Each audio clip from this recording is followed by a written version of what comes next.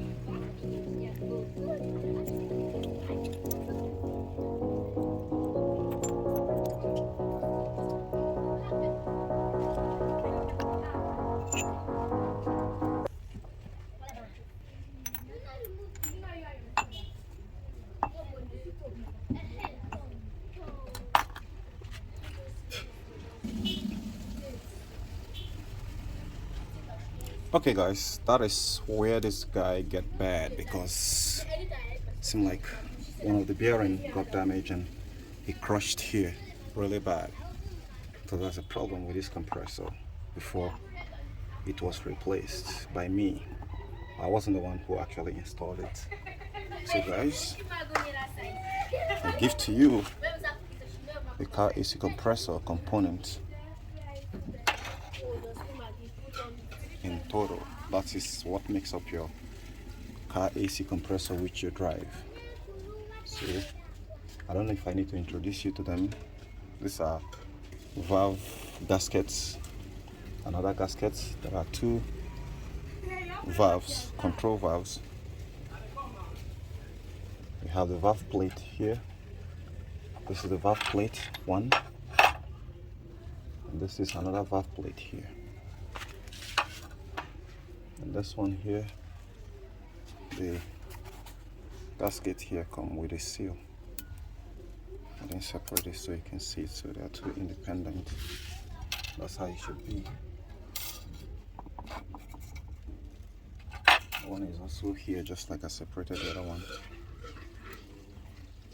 That's how it should be.